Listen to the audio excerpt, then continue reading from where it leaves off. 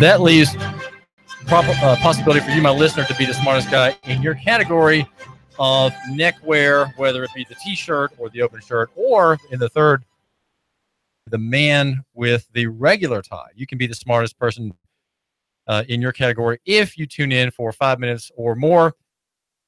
7 minutes required to the David Tulis Show here on Nooga Radio 92.7 FM and the high definition digital channel 95.3 HD4. Great form brought to you by Nooganomics.com. The website for the man who matters. Definitely not popular. Not for people unlike you. Okay, so just for people, they're just for people like you, not for others. Okay, there are no pretty girls, no clickbait, no flashy heads, and the headlines always tell a story. So if you read my headlines, you get the whole of it in a flash, and that's a service to you. No misleading material.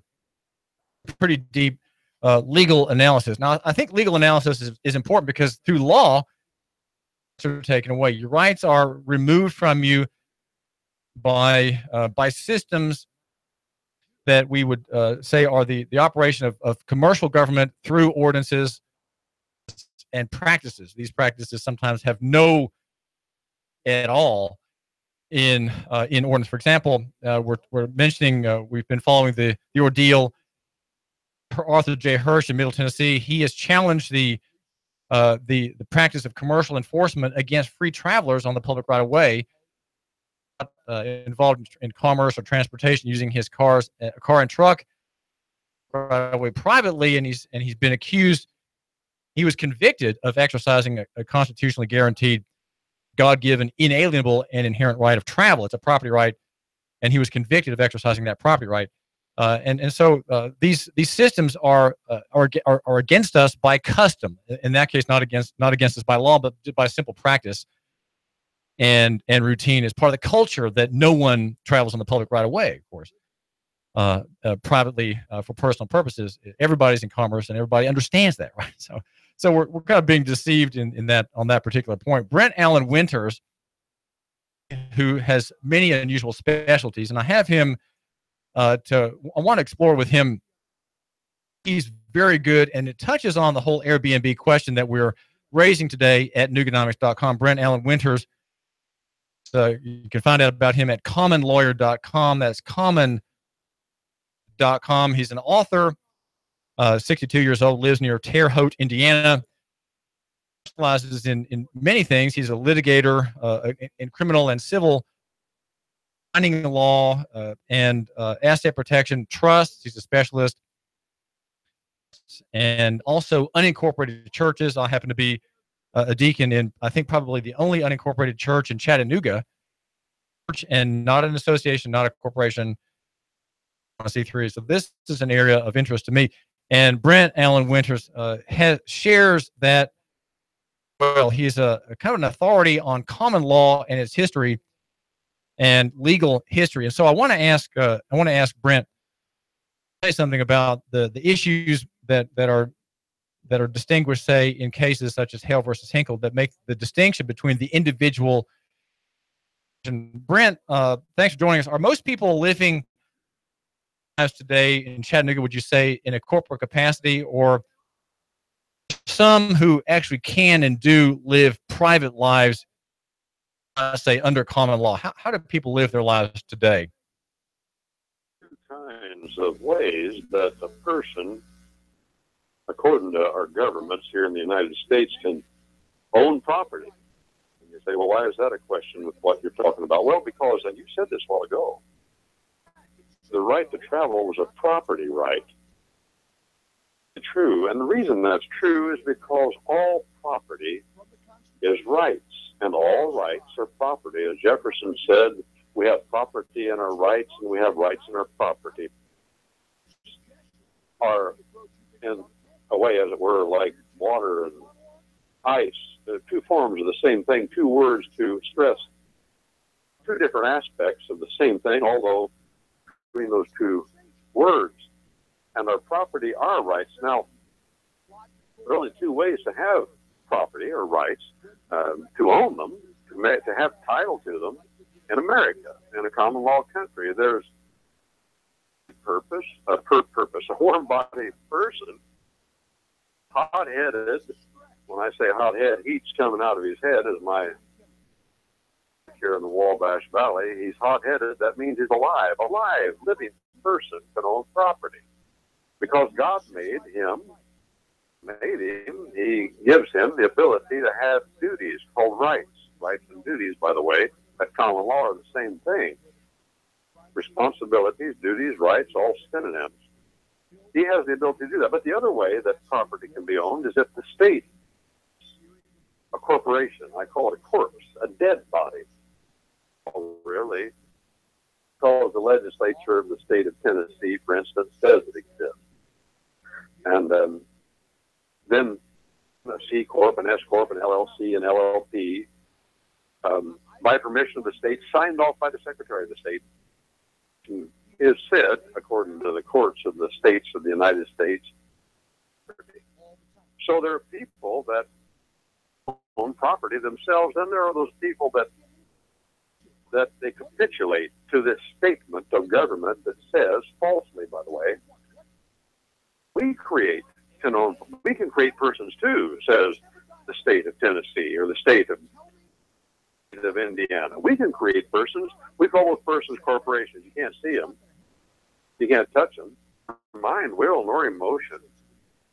Anyway, and they can own property. Now, you can live in that world if you want to. I'd rather not live in that world. I want to know that is owned, that I deal with, is owned by a person I can get my hands on, look at, talk to, that has mind, will, and emotion. It draws this distinction.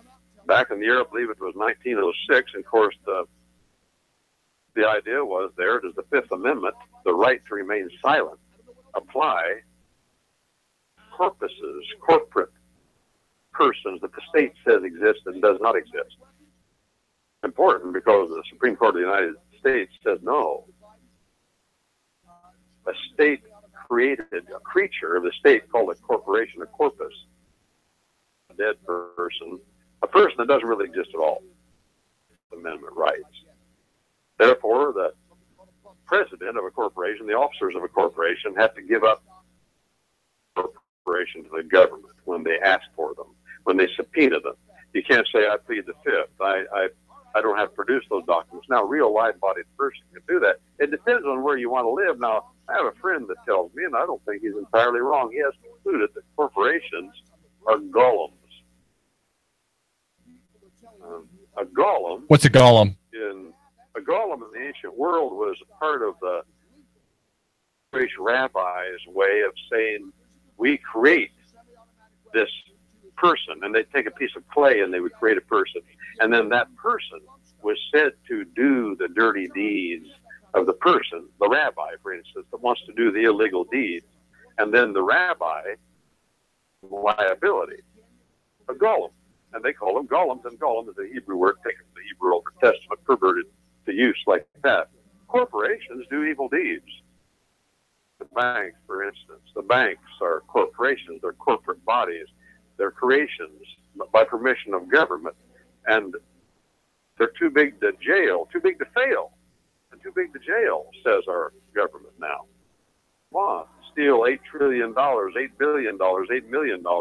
All of that's pretty much the same thing to me. I can't comprehend any of it. But they steal it from Americans, make the taxpayer, and then they bail them out, and then they take the money and send it somewhere else. They say, hey, it wasn't us. It's not me personally. The corporation did it. Me for doing that. And indeed, we don't go after them. But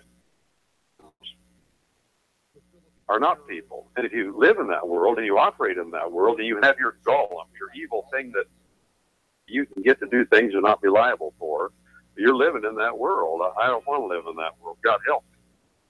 And by the way, you mentioned the church a while ago.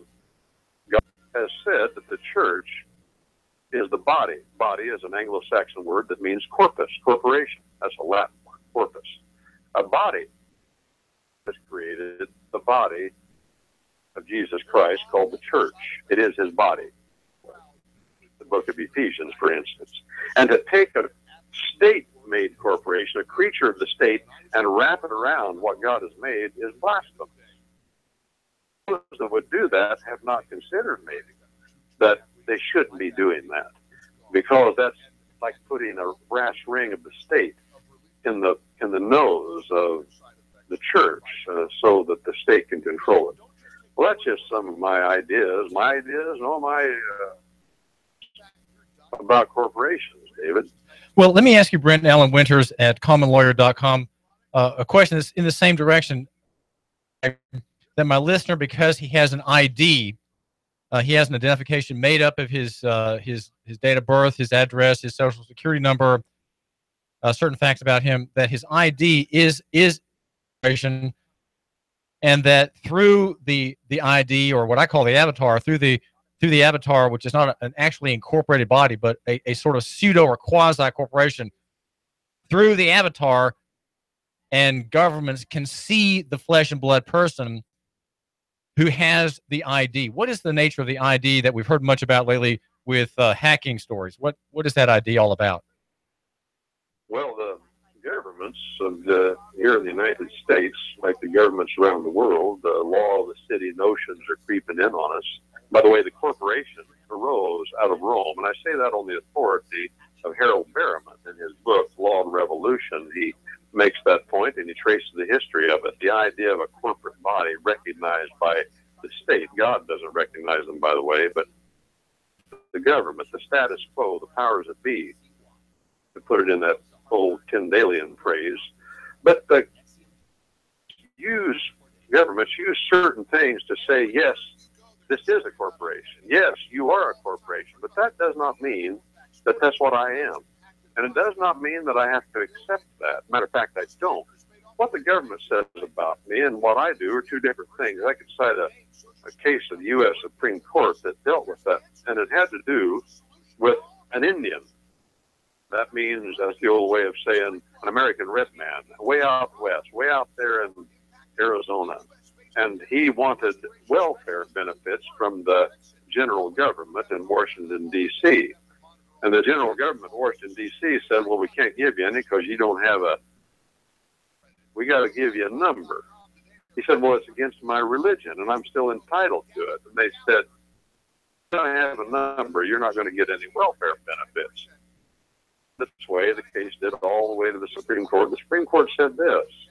They said, well, you don't have to accept the number, but if the government wants to give you, or you want benefit from the government, a certain benefit, they've got to have a way of keeping track of you on their books, and they have chosen to use a number to do that. And if you want to get the benefits, you've got to accept the number.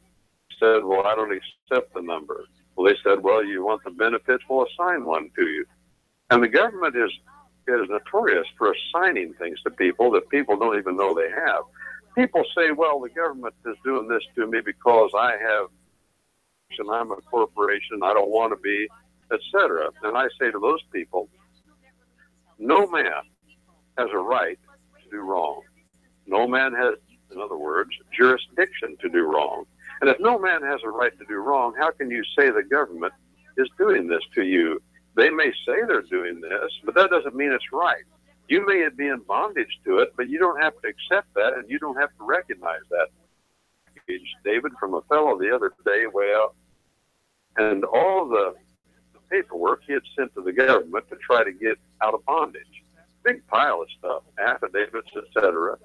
And I said to him later, recognize the legitimacy of what you're saying the government has done to you.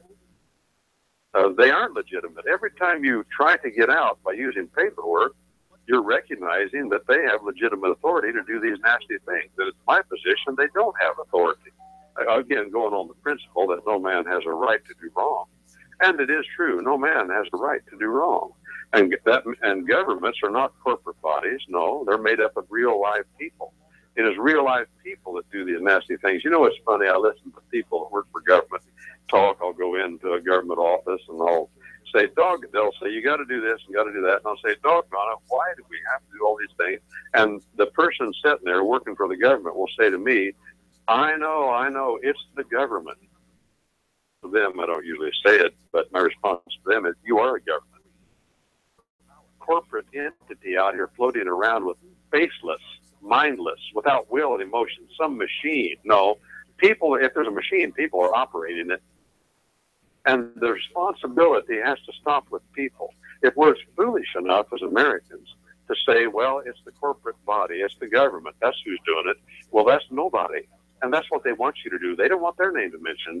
They want you to say it's the government. They want you to say it's the corporation. They want you to say that we can't do anything about it. No, that's not true. These are golems in that sense. My friend's right. They're golems because the government or the corporation becomes something that the people that work for it, that are benefiting from it, can say, well, it's not us. It's the government. It's not us. It's the corporation. There's nothing we can do about it. These same people are robbing, stealing, and then receiving a benefit, in other words, a paycheck, and then saying it's some corporate body that's doing it, like the government or the bank. Well, so when it comes to driver's license, for example, and people say, well, they've incorporated me. They have the right to do that? Do they have the right to wrap a corporation around a man? A breathing, living man, as some of my patriot friends say, a creation, a creature of God, made to look like God in his image, as the Bible says. Does government have jurisdiction around that person and make a corporation out of that person? I say no, they don't. I don't care what they say. I don't care what they do. And I don't care how I got to deal with it. I don't want to recognize that and give legitimacy to it. Case in point, that you've got to have permission to carry a gun.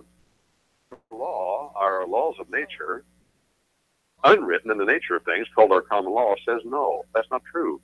Our Constitution has written that down in the Second Amendment, not to mention the other three militia clauses of our Constitution, which are seldom mentioned. The law says no. Then why would a person go get a permit and give legitimacy to the government saying, you got to have permission from me to carry a gun? When you do that, you give legitimacy to government. The Constitution says no.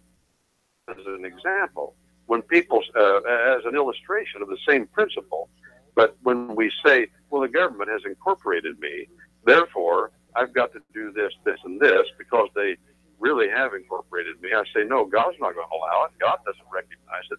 Why should I recognize it? God made me. Government didn't make me.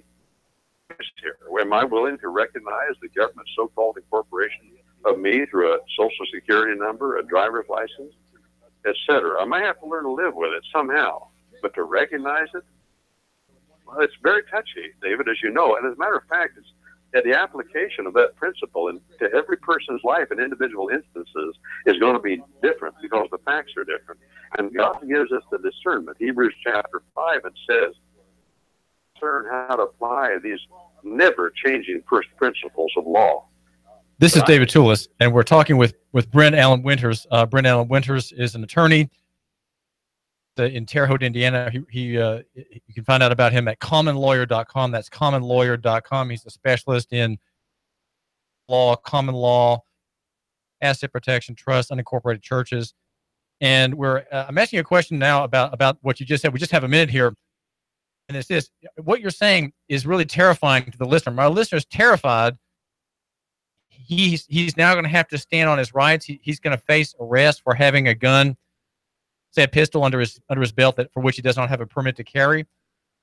What you're proposing from the individual listener seems it seems just daunting and terrifying.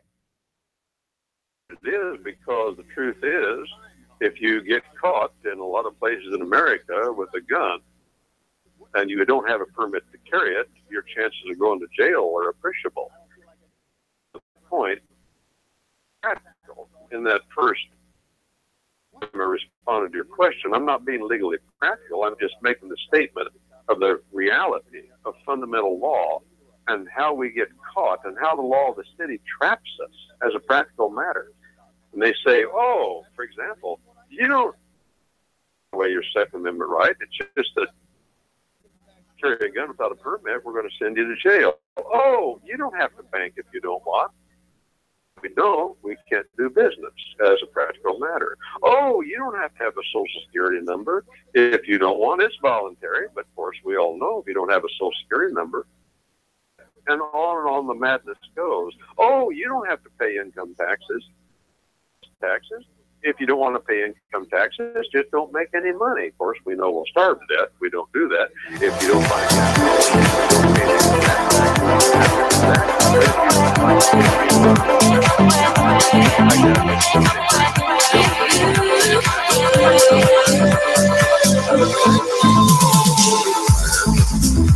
Is eclectic, it's wild. Use the old Anglo word. It's wild. This is David Tulis, and we're talking with Brent Allen Winters. We'll be right back. I've got some important announcements to make. You're tuning into the David Tulis Show here at Nooga Radio 92.7. We're talking with Brent Allen Winters at commonlawyer.com. Commonlawyer.com. Unusual perspective. Hang on. Valley's news talk leader, Nooga Radio, digital FM 95.3 HD4 and 92.7 FM. 3, 2, 1. Chattanooga Radio, digital FM 95.3 HD4, 92.7